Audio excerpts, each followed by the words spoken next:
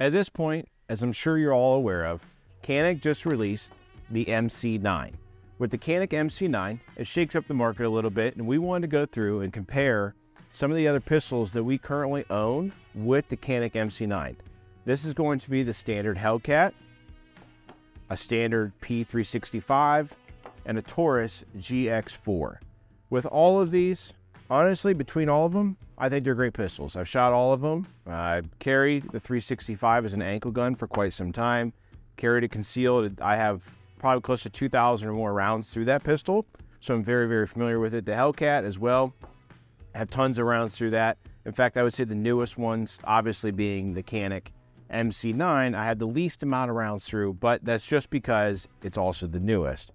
But what I can tell you is that with all of these pistols, right out of the gate, is that there's no doubt in my mind the Canik MC9 has the absolute best trigger out of all of these. And what I'm going to run through is why that's the case with them. With the Canik MC9, you have take up, a wall, and a break. No creep. Okay? The second best one, in my opinion, is you have the Hellcat. The Hellcat has take up, a wall, which is, if you're not familiar with Glock pistols, it's very similar to those.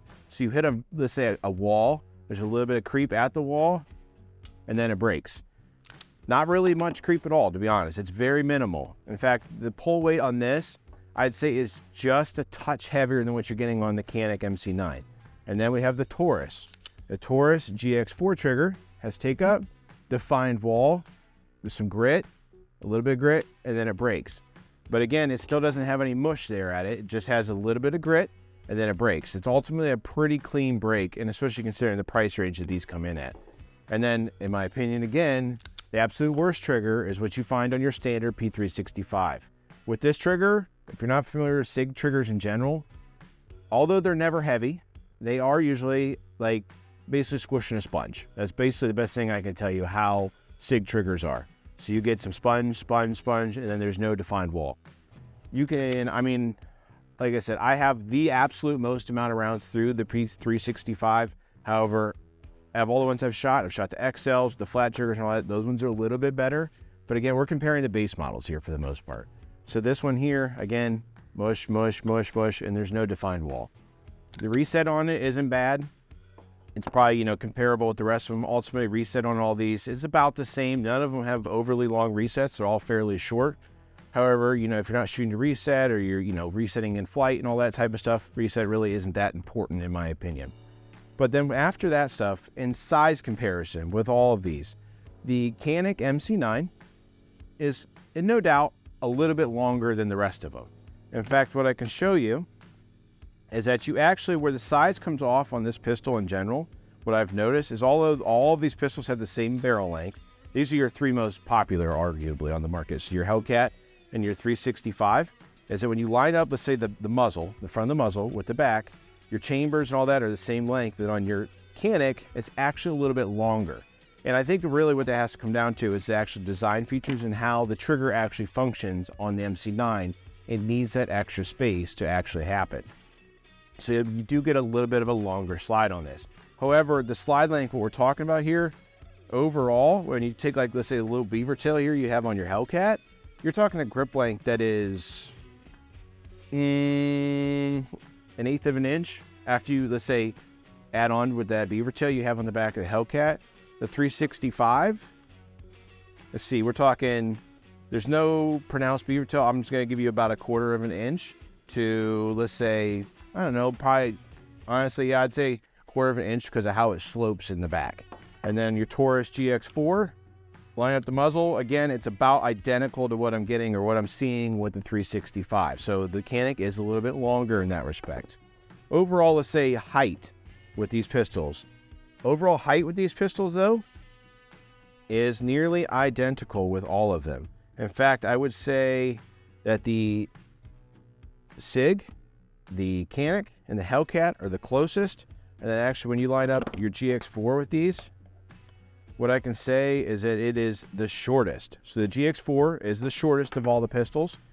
The Canik, the Hellcat, and the 365 are all relatively the same length. And in fact, because the grip angle on a 365 is a little bit more vertical, similar like what you see on a 1911 versus the Hellcat and the Canik, it actually is a touch longer here at the front.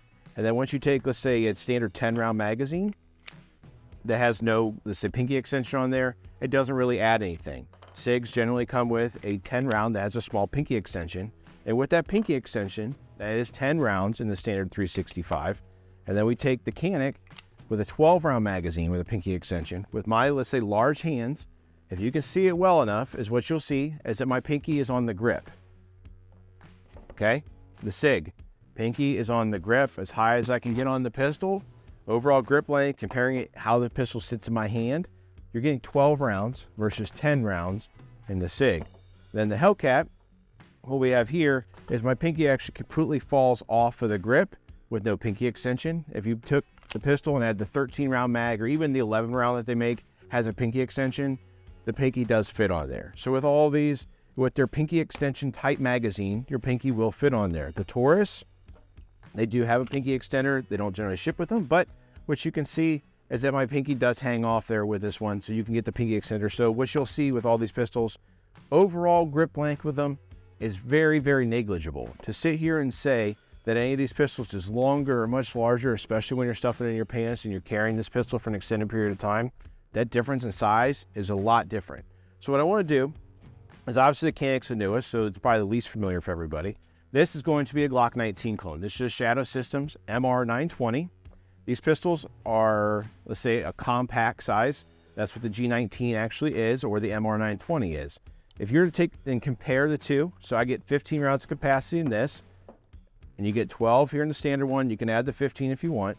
But when you're comparing the Canik MC9 to a compact pistol, there is a very significant size difference. It is a lot smaller. And that's arguably, and what I would say, the biggest change that you're seeing with the MC9. If we're going to split hairs, the Canik MC9 is very, very, very, very, very, let's say, a small amount bigger than the rest of the competitors are on the market. However, the size difference between them is extremely negligible. It is not the size difference that you will see on a compact or a subcompact, let's say, quote-unquote, full-size type frame pistol compared to the micro compact that you get with the MC9. So again, with all these, trigger's great on the Canik, it's the best. The Hellcat's the second best. Taurus has the third best, and the Sig 365 has the worst. Outside of all these ones here, let's also talk about the magazine release. The magazine release on the Canik, in my opinion, is the #1 on there. It's the easiest to reach. I have no issues pressing that button. After that one, I think the Taurus is my next most, let's say, positive one that I like to actually press. It's easy to get. I have no issues with the mags coming out. Then you have the Hellcat. Hellcat's not bad either. The mags come out pretty well. I have to adjust my grip a little bit to get that. And I'll remind you guys, I do have large hands. I wear large size gloves, sometimes even bump it up to XLs. The 365 magazine release, again, I have the most rounds to this pistol. I know how to work my way around this pistol. It has the worst magazine button out of all of them. In fact, I have to completely break my grip in order to actually hit that button and release that magazine. So that's probably a downfall in my opinion if you're doing reloads especially. However, where the Sig starts to, let's say quote unquote shine is, in my opinion, it has some of the best sights out of all of them because it automatically comes with night sights. Night sights are an awesome feature, especially for folks that may not want to put a red dot on their pistol. After that, next best set of sights I would say is what you have here on the Hellcat. You have a U-notch rear and red fiber optic front. They have tons of different models. They do have ones that have night sight on the front, which works really well as in addition to the fiber optic. The Canik is the second best. You know, it's feels good. The sights are good. It's just a standard, you know, white dot front, black dot rear. And then you have standard, let's say, quote unquote, cheap steel sights that are very similar to what you see on your Glock pistols is what you find on the Taurus. So the Taurus lags behind in some features. However, it's also a pistol that generally at the store you see it for about $300. So it's a very cheap pistol to go out and buy. Price comparison with all of these, generally the Hellcat and the 365 are neck and neck when it comes to costs. They're usually around $500 to $550, depending on the sales that are out on the market at that time. The Canik is going to be coming in at $439. Street price, I would assume, is we're going to be closer to $400, if not below $400. And again, the Taurus, generally I see these for about $300. So the Taurus is a pretty good deal when you think about it in comparison to these. So if you don't have a lot of money, the Taurus is not a bad option. If you want to spend a few bucks more and get a pistol that truly, in my opinion, punches above its weight class when it comes to cost, feature set, it's the Canik MC9. and we'll get out on the range. We'll shoot these pistols, and when I shoot these pistols, I'll run through how they recoil. I'll run through how they feel when they recoil. I'll run how the triggers, let's say, feel under fire. In addition to that, I'm also going to cover the slide stop or slide levers on all of them. And what I can tell you before we get out on the range and we actually shoot these, the slide stop or slide releases on these, is that the Canik has the easiest one to actuate. It is also the only pistol out of all these that has an ambidextrous slide release or slide lever on it. After that one, I think the next easiest one I would say is going to be the 365. It's pronounced, it's easy to grab. I've never had any issues hitting that. I think it's very easy to get. And then after that one, the Taurus GX4 has the next easiest one to actually actuate. And then finally you get down to the Hellcat. And with all these pistols, something to take into consideration is that when you're using the slide stop or slide release lever on all these pistols, none of them are going to be what you get on a compact, or let's say even a subcompact size pistol. None of them will be as easy versus this. However, the Canik most definitely comes as close as you can get to, let's say, a full-size compact or subcompact pistol when it comes to actually having a good, easy-to-use slide release lever. So let's run out on the range, run through these pistols on the range, and see how each one of them stacks up to each other. On the range now, let's run through each one of these pistols. I'm going to put two mags through each one of them, stop halfway between. We'll talk about them and how they actually feel for controllability. First up, Canik MC9.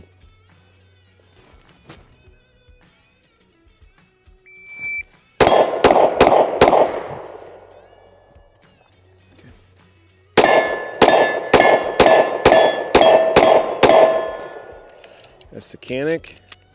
This will be the Sig P365. 10 rounds in here.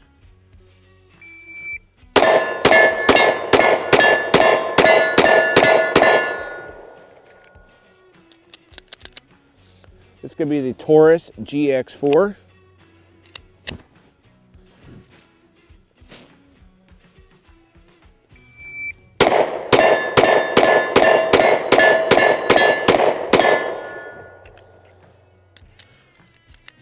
This will be the Springfield Hellcat with the 13 round mag in it.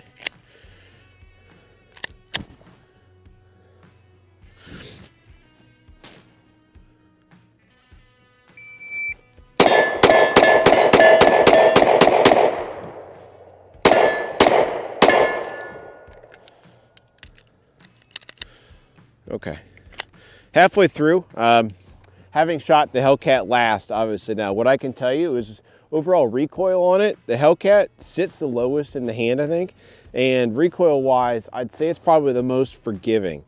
Obviously, like I said, the fiber optic front sight is nice when you're trying to pick it up. Trigger wise, the Canik, hands down, trigger feels the best out of all of them.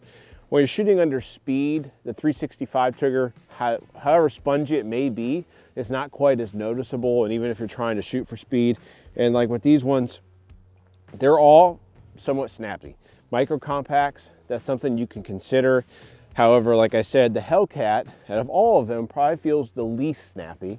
After that one, I would say bite-wise, I think the Canik MC9 is probably about second in there, and then you have the Sig, and then the Taurus felt the most. What I can tell you is that with the Sig is that the backside of the palm under recoil with the 10 round mag in here, if you were to put a 12 or something like that in here, it'd be a little bit better, but not much because I've shot it enough. Is that the Sig, you get a little bit of bite here on the bottom half of the, let's say, the grip and also your magazine, and you can really feel it under recoil. Some other reviewers, when they're shooting the MC9, they talked about that a little bit. I don't personally notice that myself, whether that's just how I hold the pistol or whatever it might be. Shooting that, I can't say that I feel that under recoil, and I think it's because it goes just back far enough versus like with the Sig, it kind of goes into the crease of my palm and I can feel it biting in there, and it doesn't feel good. However, we're talking about micro compact concealed carry size pistols that you're not going to shoot thousands of rounds through in a general basis, and even if you go out to the range, you're likely to shoot a couple hundred rounds in a range trip and shoot it. So let's run through them again so you guys can see how the recoil impulse actually goes through as I'm shooting these pistols. If you're going to carry one of these, you need carry insurance. If you want to check out an awesome carry insurance, get Right to Bear Insurance. Use the code HFS10, save 10% on your purchase, and check out the links in the description below. Let's run through these again. check out that recoil impulse as I shoot these. Keep in mind a proper grip on really any pistol is going to really help mitigate recoil. Micro compacts, expect a little bit of a snap, especially when you're in the smallest size grip frames with these. Let's start with the 365 this time.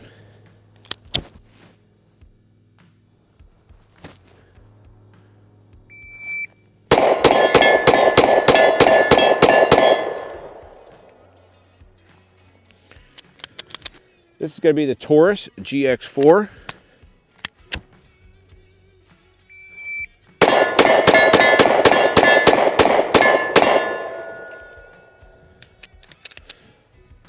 Yeah, the Taurus, even compared to the 365, I noticed that I can really feel it, let's say, for lack of a better words, kicking back in my hand as opposed to like even the 365, although it bites me a little bit on the bottom of my heel there, I don't notice it quite as much, like pushing back in my hand and wanting to rock as much.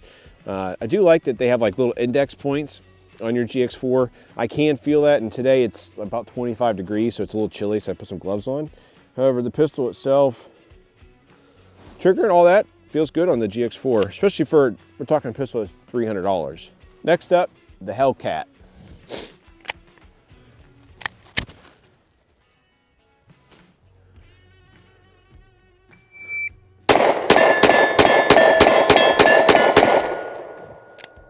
So, didn't lock back on the last one.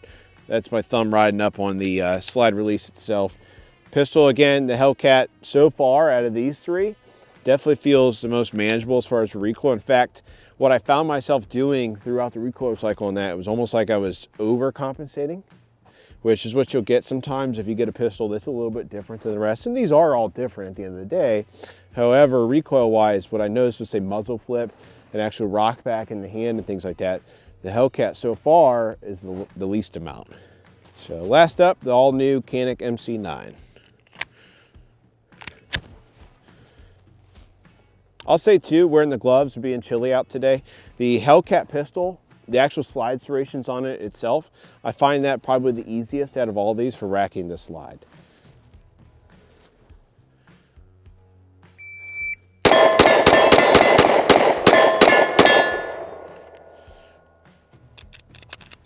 And then the Canik, I'd say the Canik falls in at about second then. I would say second as far as for overall recoil. The pistol itself shoots really nice. The trigger, again, I just really can't stress it enough. This trigger on this pistol really lends itself to just want to go fast. In fact, I need to probably slow down, make sure I get my hits. I'll admit that openly, but what I'll tell you is when trying to run this trigger, it's definitely faster than the other ones and easier to be faster with. Next thing I want to cover is precision work. I have a hostage swinging target set up now. I'm going to start with the Taurus, but what I also want to cover is a lot of times you'll notice that folks will come out here and they'll shoot their pistols and be like, oh, it's real accurate. Well, at the end of the day, with modern technology and how pistols are designed, the likelihood that, let's say, even the most experienced shooter out shooting their pistol or being more accurate than that pistol's ability is highly unlikely. I could sandbag a pistol, bag it up, shoot it, you know, let's say group it, and that way you could do that. It's ultimately the only way you'll ever take out enough shooter air, and even then, you still got your trigger work in there. So what I also like to do for myself is shoot targets like a hostage swinger and see how hard or easy it is to make precise shots like that and be accurate ultimately under, you know, constraint per se. So let's start off with the Taurus GX4. We're set up here about 10 yards from the hostage target. It's a good distance. The hostage target itself is about a 4-inch circle.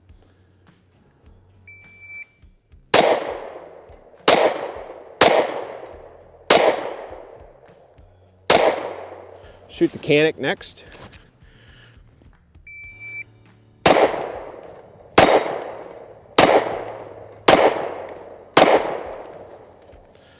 I mean, I can tell you right now that the Canik, hands down, will beat the brakes off the Taurus when you're trying to do precision work on a hostage head swinger.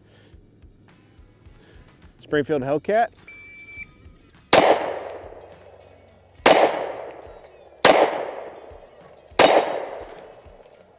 The Hellcat, I mean, really between these two, I'll tell you right now, the Canik MC9 and the Springfield Hellcat, shooting them, they're neck and neck. I'll say trigger-wise, the Canik's definitely better, but the Hellcat's a really good shooting pistol. Next up is going to be the Sig P365. I've shot this quite a bit. they're usually pretty accurate pistols and pretty darn easy to shoot for the most part.